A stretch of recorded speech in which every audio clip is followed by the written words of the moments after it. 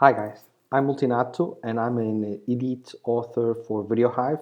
I create After Effects templates and many of the times I have to create templates um, thinking about everybody's PC or Mac, and I try to not make them too heavy so that the render times are not so long.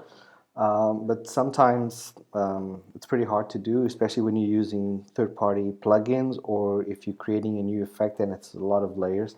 So basically what I'm going to do in this tutorial, explain how I suggest um, to render, how you can render faster without using any third-party plugins.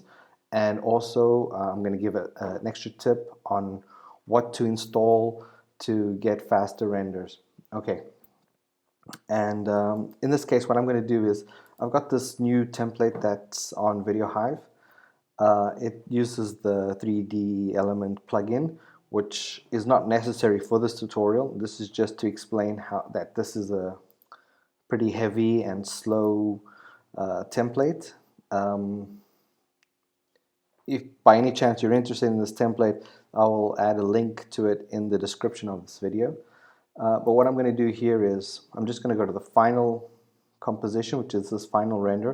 I'm just going to add this to render queue. I'm working on CS6, but you can do this on all the versions of After Effects. By default, it'll give you something like this, the best settings and the lossless configuration. But what I'm going to suggest for faster rendering, I don't know why, but After Effects, when it's rendering out a final video from scratch, if I have render a video, this is QuickTime animation. It's a very big file. It's a very large file. It's the best quality file, in my opinion, out of all the video formats out there. This is the best because it's uncompressed and it's huge. But like I said, the problem is it's like a huge file. Like the 10-second animation can weigh like something like 4 gigabytes. So what I'm going to do is I'm going to suggest that you render, instead of QuickTime, just render the JPEG sequence, and the format is, that quality is fine, a little bit higher, that's okay. It doesn't give you an audio option because this is going to be an image sequence, and I'm just going to show you here. It's going to render out a folder full of images for each frame. And what we're going to do is you just choose your final render location. I'm just gonna, this is a crazy folder that I have here. I'm just gonna choose that, and you just save and you just render this out. I'm just gonna render this out a bit, and what I suggest is, well, now it's gonna render out these images one by one. So in my opinion, I'm not a very computer savvy guy. I mean, I don't know how computers work and memories and all that kind of stuff. I'm just into the design part of creating these templates. But what I understand, or what it seems to me, is when it's rendering a video, it kind of has to keep in mind what it already rendered and what it's rendering and what it's going to render. So it kind of keeps the computer a bit occupied. And when it renders image sequence, it kind of just takes every frame one by one. So it just renders that frame and it moves on to the next one. And it kind of manages um, the RAM or the memory in a better way. So if it runs out of memory, it kind of just cleans its memory bank or cache or whatever, and it moves on. So it turns out that this kind of rendering is faster than rendering a total video. Although the render times are still pretty high, they are lower than rendering out a big video, because by the time you get halfway when it's rendering a video, it starts getting a bit slower around about here. So what I suggest is you render out this JPEG sequence. I'm just going to stop this because I already have it, and I'm going to delete that. And after you have the JPEG sequence and render it completely, you can just double click here and just go into the folder where you actually rendered this. I'm just going to get this pre-rendered one that I've already done, right? I'm going to open this, and you open it as JPEG sequence.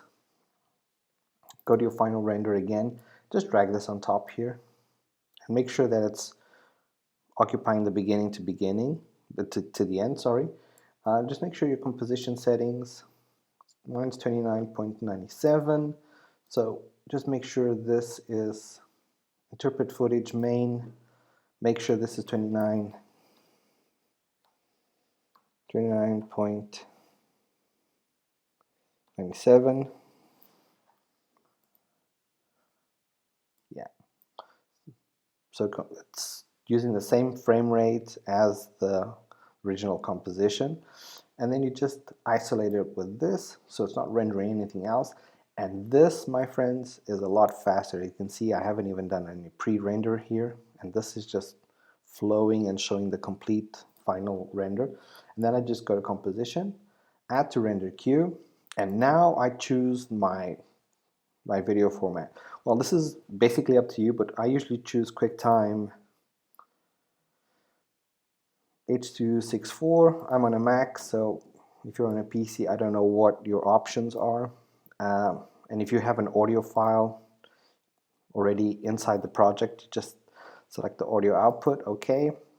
And I'm going to choose this to, sorry about that.